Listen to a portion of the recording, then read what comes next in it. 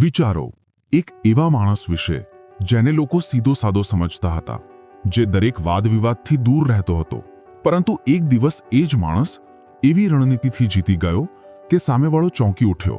કોઈએ પૂછ્યું, તે આ બધું ક્યાંથી શીખ્યું? તેણે માત્ર એક પુસ્તકનું નામ લીધું, ધ આર્ટ ઓફ વોર. આ પુસ્તક લડાઈનું નથી, સમજણનું છે. આ પુસ્તક જીતવાનું નથી, સમજદારીથી લડાઈ ટાળવાનું છે. અને આજે આપણે એ જ શીખવા આવ્યા છીએ. કેવી રીતે હથિયાર ઉચક્યા વિના જીવનની દરેક લડાઈ જીતી શકાય છે. કેવી રીતે દરેક મુશ્કેલીનો સામનો દિમાગથી કરાય છે, ડરથી નહીં. દરેક અધ્યાય એવો છે જાણે કોઈ સૈનિકને યુદ્ધ પહેલા આપેલા ગુપ્ત નિર્દેશ. ચાલો શરૂઆત કરીએ અધ્યાય 1 થી. પણ એ પહેલા મિત્રો, તમારું હાર્દિક સ્વાગત છે અમારી YouTube ચેનલ પુસ્તક પરિચયમાં. આજની આ શાનદાર બુકની શરૂઆત કરતા પહેલા એક નાનકડી વિનંતી છે. જો તમને આ વિડીયો ગમે તો કૃપા કરીને પુસ્તક પરિચય YouTube ચેનલને સબસ્ક્રાઇબ કરો, કારણ કે જેટલા વધુ તમે સબસ્ક્રાઇબ કરશો તેટલા જ વધુ સારા અને મૂલ્યવાન વિડીયો અમે તમારા માટે લાવી શકીશું. અને સાથે લાઇક પણ કરજો. આ વિડીયોને કોઈ એક વ્યક્તિ સાથે જરૂરથી શેર કરો, કારણ કે તમારા એક શેરથી કોઈનું જીવન બદલી શકે છે. કોમેન્ટ્સમાં મને ચોક્કસથી જણાવો કે આ બુક રિવ્યૂમાં તમને શું સારું લાગ્યું. અધ્યાય 1, જીતવા પહેલાની તૈયારી. એકવાર એક રાજાએ પોતાના મંત્રીને પૂછ્યું, જો આપણે યુદ્ધમાં હારી ગયા તો? મંત્રીએ મુસ્કુરાતા કહ્યું, તો સમજો, તમે લડાઈની શરૂઆત જીતવા પહેલા જ કરી દીધી હતી. જીત કે હાર મેદાનમાં નક્કી થતી નથી, તે નક્કી થાય છે એ મેદાન પર પગ મૂકતા પહેલાની રણનીતિમાં. સુનતઝુ આ પુસ્તકમાં સૌથી પહેલી વાત એ જ કહે છે, યુદ્ધ એ નથી જે તલવારથી લડાય.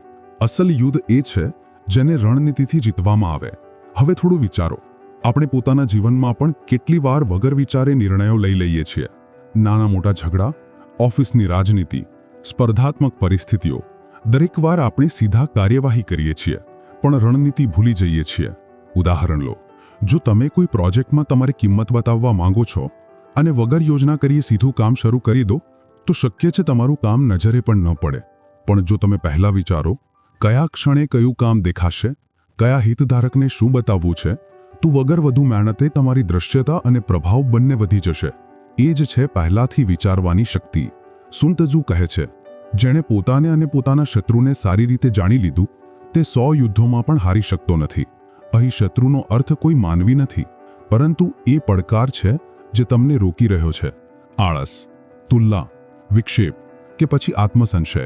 હવે વિચારો, જો તમે દરરોજની શરૂઆત 5 મિનિટની રણનીતિથી કરો, આજે શું કરવું છે, શા માટે કરવું છે અને કેવી રીતે કરવું છે, તો શું તમારી ઉત્પાદકતા, સ્પષ્ટતા અને આત્મવિશ્વાસ વધશે નહીં? એટલે આ પહેલો અધ્યાય અમને શીખવે છે, તૈયારીમાં જ અડધી જીત હોય છે. અને આગામી અધ્યાયમાં આપણે જાણીશું, લડાઈ જીતવા માટે ક્યારેય ન લડવું જ સમજદારી હોય છે. અધ્યાય 2, જીતવું જરૂરી નથી, સાચા સમયે ન લડવું જરૂરી છે. સુનતઝુ કહે છે, જે લડાઈ ટાળી શકાય છે તે જ જીતનારી હોય છે. આ સાંભળીને થોડું અજીબ લાગી શકે, મતલબ જીતવું છે તો લડવું કેવી રીતે? એક સાચી ઘટનાથી સમજીએ. 2001માં એક મોટી આઈટી કંપનીએ આક્રમક માર્કેટિંગથી અનેક નવા ગ્રાહકો તો જીતી લીધા, પરંતુ અંદરની ટીમ કામના દબાણથી તૂટવા લાગી. તે દરેક કરારમાં કૂદી પડતી રહી, દરેક ગ્રાહક જરૂરી છે એમ વિચારીને, પરંતુ 6 મહિના પછી એ જ ગ્રાહકો અસંતોષ અને વિલંબનું કારણ બની ગયા. વ્યવસ્થાપનને સમજાયું, દરેક લડાઈ લડવી જરૂરી નથી. ક્યારેક ના કહેવું લાંબા ગાળાની સફળતાની સૌથી મોટી રણનીતિ હોય છે. હવે પોતાની જાતને પૂછો, તમારા જીવનમાં કઈ એવી પરિસ્થિતિઓ છે જ્યાં તમે માત્ર કોઈનું મન રાખવા માટે કે માત્ર ના કહેવું આવડતું નથી એટલે હા કહો છો? ઉદાહરણ લો, જો કોઈ મિત્ર દર અઠવાડિયે મળવાનો પ્લાન બનાવે, જ્યારે તમારે પોતાના ધ્યેયો પર કામ કરવું છે અને તમે દર વાર હા કહો છો, તો શું એ સમય તમને સફળ બનાવી રહ્યો છે? સુનતઝુ એ જ સમજાવે છે, સમજદાર યોદ્ધો એ છે જે દરેક જંગમાં નથી કૂદતો, તે પસંદ કરે છે કઈ લડાઈ લડવી છે અને ક્યારે. તો હવે વિચારો, જો તમે તમારી ઉર્જા માત્ર એવી પરિસ્થિતિઓમાં લગાવો જે ખરેખર તમારી વૃદ્ધિ સાથે જોડાયેલી છે, તો તમારા પરિણામો કેટલા તીક્ષ્ણ અને પ્રભાવશાળી થઈ શકે છે. અને આગામી અધ્યાયમાં વાત કરીશું કેવી રીતે પોતાના શત્રુને હરાવ્યા વિના પણ માસ્ટર બની શકાય છે. અધ્યાય 3, વગર લડીએ જીતવું જ અસલ જીત છે. સુનતઝુનો સૌથી પ્રખ્યાત ઉક્તિ, સર્વશ્રેષ્ઠ યોદ્ધા એ છે જે તલવાર ચલાવ્યા વિના શત્રુને હરાવી દે. આ સાંભળીને એક વાર્તા યાદ આવે છે. જ્યારે જાપાની નેતા ઓડા નોબુનાગાને પોતાના વિરોધી રાજ્ય સાથે લડવું પડ્યું તો તેણે હુમલો ન કર્યો, તેણે તેમની અર્થવ્યવસ્થા અવરોધિત કરી, પુરવઠો રોકી દીધો અને 6 મહિના પછી એ રાજ્ય પોતે આત્મસમર્પણ કરી ગયું. શૂન્ય રક્તપાત, 100% સફળતા. તો હવે વિચારો, જો આપણે દરેક દલીલ, દરેક સંઘર્ષમાં કૂદી પડીએ તો ઊર્જા ક્યાં બચશે? ઉદાહરણ લો, કાર્યસ્થળે કોઈ જાણી જોઈને તમને ચીડવે. જો તમે દર વાર પ્રતિક્રિયા આપો તો તમે તેની રમતમાં ફસાઈ જશો. પણ જો તમે અવગણના કરીને પોતાનું પ્રદર્શન સ્તર જાળવી રાખો તો અંતે તે પોતે જ અપ્રસ્તુત થઈ જશે. સુન ત્ઝુ એ જ ફિલોસોફી શીખવે છે. જીતનો સૌથી શાંત માર્ગ છે સામેવાળાને પોતે જ હરાવવા દેવો. તો વિચારો, દર વાર જીતવાની ઈચ્છામાં લડવું જરૂરી છે કે પછી રણનીતિથી એટલી સ્પષ્ટતા લાવો કે લોકો પોતે જ તમારા માર્ગેથી હટી જાય? આગામી અધ્યાયમાં જાણીશું કેવી રીતે પોતાની એટલા અનપેક્ષિત બનાવો કે શત્રુને સમજ જ ન આવે તમે શું વિચારી રહ્યા છો. અધ્યાય 4. પોતાના ઈરાદા છુપાવો, ચાલ નહીં. સુન ત્ઝુ કહે છે, કંઈક બતાવો, કંઈક વિચારો, ત્યારે જ અસલ રણનીતિ બને છે. આ સાંભળીને એક જૂની રાજકીય વાર્તા યાદ આવે છે. જ્યારે એક દેશે સંયુક્ત રાષ્ટ્ર સંઘમાં સ્પષ્ટ કહ્યું, આપણે શાંતિ ઈચ્છીએ છીએ, પરંતુ તે જ વખતે ગુપ્ત રીતે તેમણે સીમા પર તમામ સૈનિકોને સતર્ક રાખ્યા.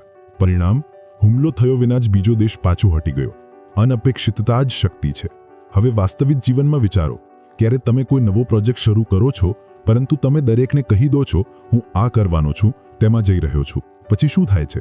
કાં તો લોકો નિરુત્સાહિત કરે છે કે તમારી યોજનાની હવા નીકળી જાય છે. સુન ત્ઝુ અહીં સૂચન કરે છે, પોતાની દિશા ન બદલો, માત્ર ધૂળ ઉડાવો, જેથી કોઈ દિશા સમજી ન શકે. ઉદાહરણ લો, માનો તમે નોકરી બદલવા માંગો છો. જો તમે હમણાંથી જ બધાને કહી દો તો કાં તો ઓફિસની રાજનીતિ શરૂ થઈ જશે કે તમને નિરુત્સાહિત કરવામાં આવશે. પણ જો તમે શાંતિથી કૌશલ્યો શીખો, નેટવર્ક બનાવો અને અચાનક ઓફર લેટર બતાવો તો રમત તમારા નિયંત્રણમાં રહેશે. હવે વિચારો, જો તમે પોતાના અસલ યોજનાને ગુપ્ત રાખો તો તમારું જીવન કેટલું વધુ નિયંત્રિત થઈ શકે છે. આગામી અધ્યાયમાં જાણીશું કેવી રીતે પોતાની શક્તિને ધીમે ધીમે ભેગી કરીને અંતિમ ક્ષણે મોટો પ્રભાવ લાવવામાં આવે છે. અધ્યાય 5. પોતાની શક્તિ છુપાવો, અસર બતાવો. સુન ત્ઝુનો સિદ્ધાંત છે, પોતાની સંપૂર્ણ શક્તિ એકસાથે ન બતાવો. અસર ત્યારે થશે જ્યારે બધાને લાગે કે તમે કંઈ કરી રહ્યા નથી અને અચાનક તમે સૌથી આગળ નીકળી જાઓ. એક વાસ્તવિક વાર્તા યાદ આવે છે, મહેન્દ્રસિંહ ધોનીની કપ્તાની. શરૂઆતમાં લોકો તેમને અલ્પાંકિત કરતા હતા. તે ઓછું બોલતા, વધુ મુસ્કુરાતા, પરંતુ જ્યારે નિર્ણય લેવાનો સમય આવ્યો તે હંમેશા 3 પગલાં આગળ હતા. એ જ છે શાંતિથી શક્તિ બનાવવી. હવે વિચારો, જો તમે કોઈ કૌશલ્યમાં સતત અભ્યાસ કરો છો, વગર સોશિયલ મીડિયા પર પ્રદર્શન કરીએ, તો એક દિવસ જ્યારે તમે પરિણામ બતાવશો, લોકો આઘાતમાં આવી જશે. ઉદાહરણ લો, તમે શાંતિથી કોડિંગ શીખો છો અને એક દિવસ પોતાની જાતની એપ લોન્ચ કરી દો. પ્રતિક્રિયા શું થશે? તું ક્યારથી આ બધું કરી રહ્યો હતો? સુન ત્ઝુ કહે છે, વાઘની જેમ બનો, શાંત રહો, સાચા સમયે છલાંગ મારો. હવે વિચારો, જો તમે દરરોજ પોતાની ઊર્જા શાંતિથી પોતાના કૌશલ્યમાં લગાવો તો એક વર્ષ પછી તમારો વિસ્ફોટ કેટલો પ્રભાવશાળી લાવશે. આગામી અધ્યાયમાં જાણીશું કેવી રીતે શત્રુને તોડવા માટે બળ નહીં, ધ્યાનનો ઉપયોગ થાય છે. અધ્યાય 6. બળથી નહીં, ધ્યાનથી જીત થાય છે. સુન ત્ઝુ કહે છે, ક્યારેય સીધો હુમલો ન કરો, તેના રક્ષણને સમજો અને ત્યાંથી પ્રવેશ કરો જ્યાં તે સૌથી નબળો છે. આ સાંભળીને એક વાસ્તવિક યુદ્ધનો કિસ્સો યાદ આવે છે. ટ્રોયની લડાઈ, જ્યાં 10 વર્ષથી ગ્રીક સેનાએ સીધા હુમલાથી કંઈ કરી શકી નહીં, પરંતુ એક દિવસ તેમણે લાકડાનો ઘોડો અંદર મોકલ્યો, જેમાં છુપાઈને સેના અંદર ઘૂસી અને જીત નોંધાવી. પાઠ, બળ નહીં, રણનીતિ. હવે વિચારો, તમે પણ કોઈ વસ્તુને વારંવાર બળથી પ્રાપ્ત કરવા માંગો છો. વધુ મહેનત, વધુ સમય, વધુ દબાણ, પરંતુ પરિણામ ફરી પણ સરેરાશ છે. ઉદાહરણ લો, જો તમે વારંવાર તમારા માતા પિતાને કોઈ કારકિર્દી માટે સમજાવો છો, પરંતુ દરવાર અથડામણ થાય છે, તો શું થશે? જો તમે તેમની ચિંતા સમજો, પછી તેમને ઉદાહરણો, તથ્યો અને ધૈર્યથી વિશ્વાસ આપો, શક્ય છે એ જ વસ્તુ ધીમે ધીમે સ્વીકારી લે. સુન ત્ઝુ કહે છે, મજબૂત આઘાત ન કરો, સમજદાર આઘાત કરો. હવે વિચારો, જો તમે દરેક સમસ્યાને ઊંડાણથી નિરીક્ષણ કરો, તેનો નબળો બિંદુ સમજો, તો તમે કેટલી સરળતાથી વગર લડાઈ પરિણામ લઈ શકો છો. આગામી અધ્યાયમાં જાણીશું કેવી રીતે શત્રુને હરાવ્યા વિના જીત નોંધાવી શકાય છે. અધ્યાય 7. લડાઈ પહેલા જ જીત નક્કી થવી જોઈએ. સુન ત્ઝુ કહે છે, જે પહેલા જીત નક્કી કરે છે અને પછી યુદ્ધમાં ઉતરે છે, તે જ વિજયી થાય છે. હવે આ વાતને એક વાસ્તવિક ઘટનાથી સમજો. 1971ના ભારત-પાક યુદ્ધમાં જનરલ મનેકશાહે યુદ્ધ પહેલા મહિનાઓ સુધી તૈયારીઓ કરી. હવાઈ લડાઈનું આયોજન, પાકિસ્તાની નબળાઈઓ અને સમય સૂચકતા સુધી વિચારી. જ્યારે યુદ્ધ શરૂ થયું તો માત્ર 13 દિવસમાં ભારતે શાનદાર જીત નોંધાવી. એટલે જીત મેદાનમાં નહીં, રણનીતિ કક્ષમાં નક્કી થાય છે. હવે પોતાના જીવનમાં વિચારો, શું તમે પહેલા યોજના બનાવો છો પછી કાર્યવાહી કરો છો કે વગર રણનીતિના દોડતા હો છો? ઉદાહરણ લો, જો તમે વ્યવસાય શરૂ કરવા માંગો છો તો શું વગર બજાર સંશોધન, વગર સ્પષ્ટ યુએસપી વગર શરૂ કરી દો? સુન ત્ઝુ કહે છે, લડાઈ પહેલા જેટલી સ્પષ્ટતા છે એટલું જ નુકસાન ઓછું થાય છે. હવે વિચારો, જો તમે દરેક પગલા પહેલા 3 વસ્તુઓ સ્પષ્ટ કરી લો, મારો હેતુ શું છે, મારો માર્ગ શું છે, મારી નબળાઈ ક્યાં છે, તો જીત લગભગ નિશ્ચિત થઈ જશે. આગામી અધ્યાયમાં જાણીશું કેવી રીતે વગર લડાઈ પોતાની સેનાને આત્મવિશ્વાસી અને શત્રુને મૂંઝવણમાં રાખવામાં આવે છે. અધ્યાય 8, સેનાની હાલતથી રણનીતિનો અંદાજ લગાવો. સુન ત્ઝુ કહે છે, શત્રુની શક્તિ જોઈને નહીં, પોતાની સેનાની હાલત જોઈને રણનીતિ બનાવો. એક વાસ્તવિક ઘટના. એલેક્ઝાન્ડર ધ ગ્રેટે એકવાર પોતાના થાકેલા સૈનિકોને આરામ આપવા માટે યુદ્ધ મુલતવી રાખ્યું. જ્યારે તેના સલાહકારો કહી રહ્યા હતા, હુમલો કરો હમણાં, એલેક્ઝાન્ડરે કહ્યું, જીત રણનીતિથી નહીં, તૈયારીથી આવે છે. અને જ્યારે સેના સંપૂર્ણપણે પુનઃસ્થાપિત થઈ ત્યારે તેમણે હુમલો કર્યો અને વધુ નુકસાન વગર જીતી લીધું. હવે વિચારો, ક્યારે તમે પોતે થાકેલા, મૂંઝવણમાં, અતિભારિત હો અને એ જ હાલતમાં કોઈ મોટો નિર્ણય લઈ લો? ઉદાહરણ લો, જો તમે બર્નઆઉટ છો અને એ જ દિવસે કોઈ નોકરી બદલવાનો કે કારકિર્દીનો નિર્ણય લો, તો શું તે સાચો હશે? સુન ત્ઝુ શીખવે છે, પહેલા પોતાની સ્થિતિને મજબૂત કરો, પછી મેદાનમાં ઉતરો. તો હવે વિચારો, શું તમારી અંદરની સેના એટલે મન, લાગણીઓ, આરોગ્ય તૈયાર છે? આગામી અધ્યાયમાં જાણીશું કેવી રીતે લડાઈ જીતવા પહેલા પોતાને અંદરથી શાંત કરવું જરૂરી છે. અધ્યાય 9, શાંત મન, તે જ જીત. સુન ત્ઝુ કહે છે, જેનું મન શાંત હોય છે તે શત્રુની દરેક ચાલ વાંચી લે છે. વાસ્તવિક વાર્તા. બ્રુસ લી જ્યારે પણ લડાઈ પહેલા ધ્યાન કરતા, લોકો હસતા, આ લડાઈ પહેલા આંખો બંધ કેમ કરે છે? પરંતુ લડાઈમાં એ જ શાંતિ તેમને વીજળી જેવી ઝડપી પ્રતિક્રિયાઓ આપતી. તેમનો મંત્ર હતો, પાણી બનો, અનુકૂળ, શાંત અને સ્પષ્ટ. હવે વિચારો, જ્યારે તમે કોઈ તણાવમાં હો તો તમારા બધા નિર્ણયો કેવા થાય છે? કાં તો ઉતાવળમાં, કાં તો સંપૂર્ણ મૂંઝવણમાં. ઉદાહરણ લો, જો તમે કોઈની સાથે ઝઘડા પછી ઈમેલ લખો તો કદાચ તેમાં એવા શબ્દો હોય જે તમને પસ્તાવો કરાવે. સુન ત્ઝુ કહે છે, શાંત મન જ અસલ હથિયાર છે. તો હવે વિચારો, જો તમે દરેક મહત્વપૂર્ણ નિર્ણય પહેલા માત્ર 10 મિનિટ શાંત બેસો તો તમારો નિર્ણય કેટલો સ્પષ્ટ થઈ જશે. આગામી અધ્યાયમાં જાણીશું કેવી રીતે બીજાની લાગણીઓથી રમીને પણ લડાઈ જીતી શકાય છે. અધ્યાય 10, શત્રુની લાગણીઓથી રમો, હથિયારોથી નહીં. સુન ત્ઝુ કહે છે, જો તમે શત્રુને ક્રોધમાં લાવી શકો તો એ પોતાનું સંતુલન ગુમાવશે. હવે સાંભળો, ભારત વિરુદ્ધ ઓસ્ટ્રેલિયા ક્રિકેટ મેચ 2001, જ્યારે હરભજન સિંઘે સતત સ્લેજિંગથી રિકી પોન્ટિંગને પરેશાન કરી દીધા. પોન્ટિંગ ક્રોધમાં શોટ રમતા રહ્યા અને જલ્દી આઉટ થઈ ગયા. રમત મનોવિજ્ઞાનથી જીતાઈ, બેટથી નહીં. હવે વિચારો, તમારા જીવનમાં એવા લોકો છે જે તમારી લાગણીઓથી રમે છે? શું તમે દર વાર ફસાઈ જાઓ છો? ઉદાહરણ લો, જો કોઈ તમને વારંવાર ઉશ્કેરે છે અને તમે દર વાર પ્રતિક્રિયા આપો છો તો જીત તેની જ થઈ, પછી તે કંઈ કહે કે ન કહે. સુન ત્ઝુ કહે છે, બીજાના મૂડને વિક્ષેપિત કરો પરંતુ પોતે હંમેશા શાંત રહો. હવે વિચારો, જો તમે બીજાના કાર્યો પર નિયંત્રણ કરવાનું શીખી લો, તેમની પેટર્ન સમજીને, તો તમારી જીત નિશ્ચિત નથી થઈ જશે? આગામી અધ્યાયમાં જાણીશું કેવી રીતે સ્થળ અને સમયથી વગર વધુ શક્તિ જીત મેળવાય છે. અધ્યાય 11, સમય અને સ્થળ જ જીતનો માર્ગ નક્કી કરે છે. સુન ત્ઝુ કહે છે, એ યુદ્ધો હંમેશા જીતે છે જે યુદ્ધ ક્ષેત્ર પોતે પસંદ કરે છે. એક વાસ્તવિક ઘટના, કુરુક્ષેત્રની લડાઈ, જ્યાં પાંડવોએ સ્થળ અને ભૂમિ અનુસાર સંપૂર્ણ રણનીતિ બનાવી. દરેક હુમલો, દરેક રક્ષણ સ્થળ અનુસાર અનુકૂળ કરાયું. પરિણામ, ઓછા સૈનિકો, મહત્તમ પ્રભાવ. હવે કલ્પના કરો, તમારું યુદ્ધ ક્ષેત્ર શું છે? ઓફિસની રાજનીતિ, કારકિર્દીના નિર્ણયો, સંબંધો. શું તમે એ લડાઈ ત્યાં લડો છો જ્યાં તમને લાભ છે? ઉદાહરણ લો, જો તમે અંતર્મુખી છો તો શું દરેક બેઠકમાં માઇક પકડવું જરૂરી છે? કે તમે પોતાની શક્તિ સારી રીતે લખેલા ઈમેલ કે પ્રેઝન્ટેશનથી બતાવી શકો છો? સુન ત્ઝુ કહે છે, પોતાની શક્તિઓ ઓળખો અને ત્યાં રમો જ્યાં તમારો પ્રભાવ વધુ છે. હવે વિચારો, જો તમે દર વાર સાચો સમય અને સાચું સ્થળ પસંદ કરી શકો તો તમારી જીત લગભગ ગેરંટીવાળી નથી. આગામી અધ્યાયમાં જાણીશું કેવી રીતે સંસાધનોનો સાચો ઉપયોગ કરીને નાની શક્તિથી પણ મોટી જીત મેળવાય છે. અધ્યાય 12, સંસાધનોને સમજ જ અસલ માસ્ટર છે. સુન ત્ઝુ કહે છે, મર્યાદિત શક્તિ સાથે પણ અમર્યાદિત જીત મેળવી શકાય છે જો તમે સંસાધનોને માસ્ટર કરવું શીખી લો. હવે એક વાસ્તવિક વાર્તા, વિયેતનામ યુદ્ધ, જ્યાં અમેરિકન સેના પાસે વધુ સૈનિકો, હથિયારો અને ટેકનોલોજી હતી, પરંતુ વિયેતકોંગ લડવૈયાઓએ સ્થાનિક ભૂમિ, ટનલો અને ગેરિલા યુક્તિઓથી મહાસત્તાને પરેશાન કરી દીધી. પરિણામ, અમેરિકા હારી ગયું. પાઠ. વધુ સંસાધનો જીત નથી આપતા, વધુ સમજ આપે છે. હવે વિચારો, તમારી પાસે કેટલો સમય છે, કેટલા પૈસા છે, કેટલી ઊર્જા છે? શું તમે તેને વિચારીને વાપરો છો? ઉદાહરણ લો, જો તમારી પાસે કૌશલ્ય શીખવા માટે માત્ર 2 કલાક છે, તો રેન્ડમ સ્ક્રોલિંગની જગ્યાએ એક મજબૂત શિક્ષણ યોજનાથી એ 2 કલાક વાપરો.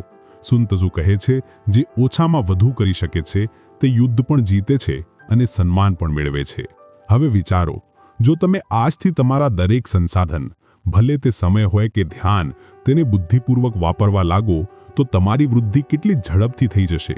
આગામી અધ્યાયમાં આપણે આખા યુદ્ધની અસલ કળાને એક સાથે જોડીશું. અધ્યાય 13. જીતવાનો અર્થ દર વાર લડવું નથી. સુન ત્ઝુ કહે છે, જે દરેક લડાઈથી બચી જાય છે, તે જ સૌથી વધુ યુદ્ધો જીતે છે. હવે આને એક દમદાર ઉદાહરણથી સમજો. ચંદ્રગુપ્તને ગાદી સુધી પહોંચાડવાની યોજના બનાવતી વખતે ચાણક્યે અનેક લડાઈઓને સીધી ટાળી. ક્યારેક સંધિઓથી, ક્યારેક કૂટનીતિથી, ક્યારેક ચાલાકીથી. તેમણે સીધા યુદ્ધની જગ્યાએ પરિસ્થિતિઓને નિયંત્રિત કરી. સીધું યુદ્ધ હંમેશા શ્રેષ્ઠ ઉકેલ નથી. હવે વિચારો, શું તમે દરેક સમસ્યાનો સીધો જવાબ આપો છો? દર વાર અથડાઓ છો? ઉદાહરણ લો, જો કોઈ સહકર્મી સાથે વારંવાર અથડામણ થાય છે, તો શું દર વાર વાદવિવાદ જરૂરી છે? કે કદાચ એકવાર સંચાર રણનીતિ બદલીને મુદ્દો ઉકલાઈ શકે છે? સુન ત્ઝુ કહે છે, અસલ શક્તિ એ નથી કે તમે કેટલી વાર લડ્યા, પરંતુ એ કે તમે કેટલી વાર વગર લડીએ જીતી ગયા. આગામી અધ્યાયમાં જાણીશું કેવી રીતે પોતાની છબીને હથિયારની જેમ વાપરી શકાય છે. અધ્યાય 14. ડર પણ એક રણનીતિ છે. સુન ત્ઝુ કહે છે, પોતાની શક્તિ નહીં, પોતાની ઇમેજથી ડર ઉત્પન્ન કરો. વાસ્તવિક જીવનનું ઉદાહરણ. ઠંડા યુદ્ધ દરમિયાન અમેરિકા અને રશિયા સીધા ન લડ્યા, પરંતુ બંને પોતાની સૈન્ય ઇમેજ અને પરમાણુ શક્તિનો ડર ફેલાવીને બીજાને ડરાવવાનો પૂરેપૂરો પ્રયાસ કર્યો. યુદ્ધ ન થયું, પરંતુ યુદ્ધની અસર સમગ્ર વિશ્વએ અનુભવી. હવે વિચારો, શું તમે હંમેશા પોતાની શક્તિ બતાવો છો કે પોતાની ઇમેજથી પહેલા જ અસર છોડો છો?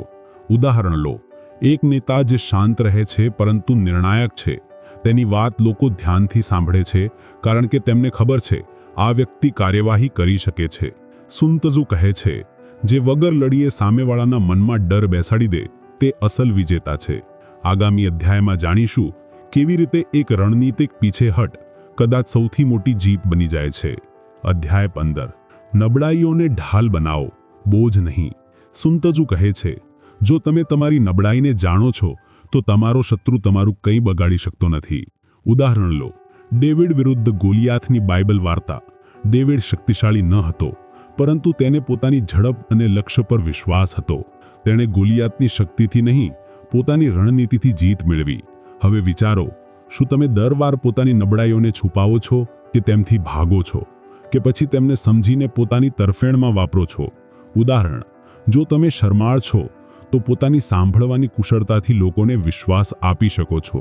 શરમાળતા તમારી નબળાઈ નથી, ઊંડાણ છે. સુન ત્ઝુ કહે છે, જે ઓછામાં વધુ કરી શકે છે, તે યુદ્ધ પણ જીતે છે અને સન્માન પણ મેળવે છે. હવે વિચારો, જો તમે આજથી તમારા દરેક સંસાધન, ભલે તે સમય હોય કે ધ્યાન, તેને બુદ્ધિપૂર્વક વાપરવા લાગો, તો તમારી વૃદ્ધિ કેટલી ઝડપથી થઈ જશે. આગામી અધ્યાયમાં આપણે આખા યુદ્ધની અસલ કળાને એક સાથે જોડીશું. અધ્યાય 16. પાછા હટવું હાર નથી. સુન ત્ઝુ કહે છે, જે યોદ્ધો સમજદારીથી પાછો હટે છે, તે આગામી લડાઈ જરૂર જીતે છે.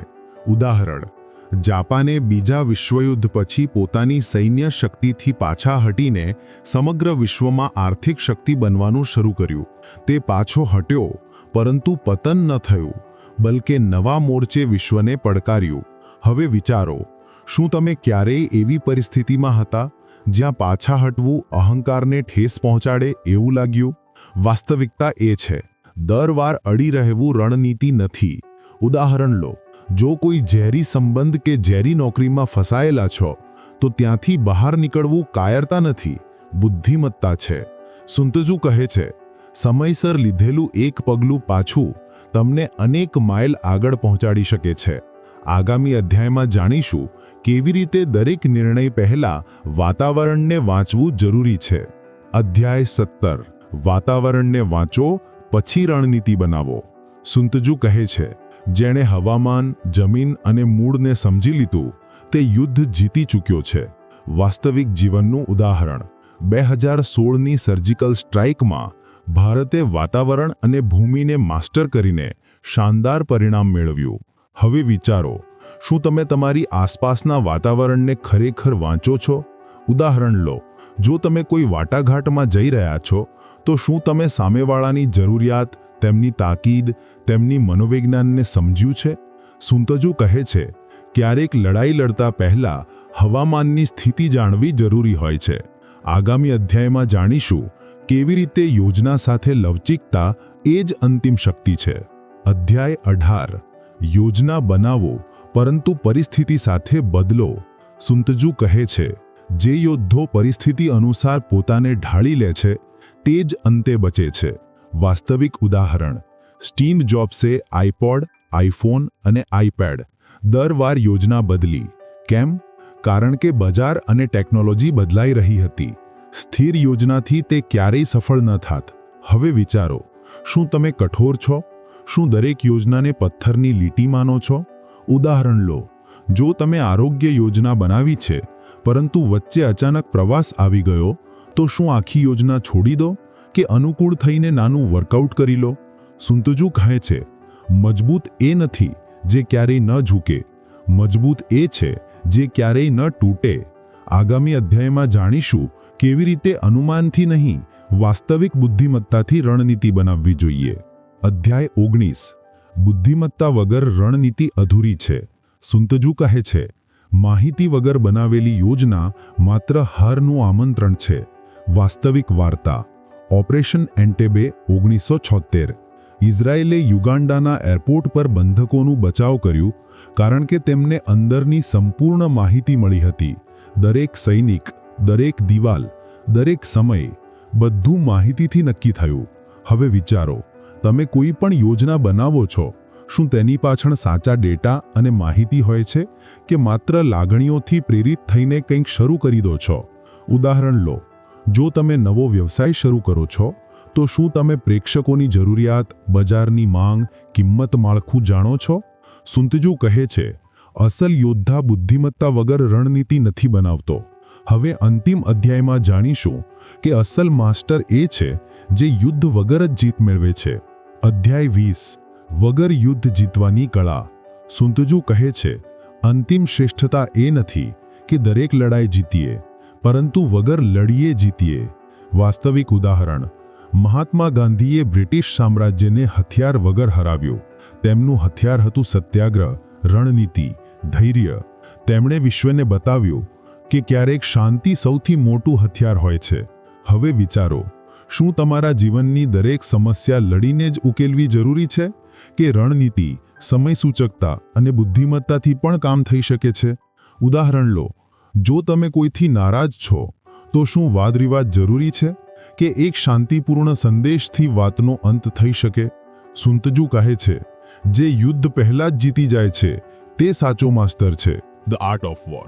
જો આ બુકે એ શીખવ્યું છે કે દરેક લડાઈ જરૂરી નથી, પરંતુ દરેક નિર્ણયમાં રણનીતિ જરૂરી છે, તો તેનો સૌથી મોટો પાઠ એ જ છે, શક્તિ એકલી પૂરતી નથી. બુદ્ધિ અને ધૈર્ય સાથે વાપરવામાં આવે ત્યારે જ અસલ જીત મળે છે.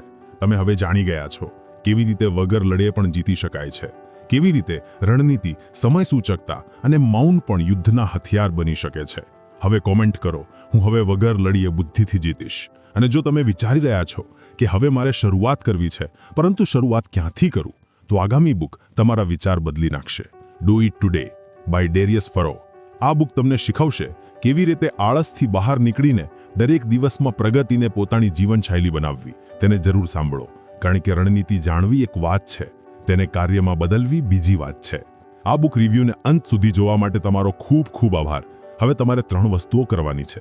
સૌથી પહેલા, આ ચેનલને સબસ્ક્રાઇબ ના કરી હોય તો કરી લો, કારણ કે જેટલા વધુ તમે સબસ્ક્રાઇબ કરશો તેટલા જ વધુ સારા અને મૂલ્યવાન વિડીયો અમે તમારા માટે લાવી શકીશું. નંબર 2, કોમેન્ટ્સમાં મને જણાવો કે આ બુક રિવ્યૂમાં તમને શું સારું લાગ્યું અને શું ખરાબ લાગ્યું, જેથી અમે તે ભૂલોને પુનરાવર્તિત ના કરીએ. અને તમે બીજી કઈ બુક્સના વિડીયો જોવા માંગો છો એ જણાવો, જેથી અમે તે વિડીયો લાવીએ અને તમને વધુમાં વધુ મૂલ્ય આપી શકીએ. અને નંબર 3, આ બુક વિડીયોને કોઈ એક વ્યક્તિ સાથે જરૂરથી શેર કરો, કારણ કે તમારા એક શેરથી કોઈનું જીવન બદલી શકે છે. ટૂંક સમયમાં વધુ સારા વિડીયો સાથે પાછા આવીશું. Thank you so much.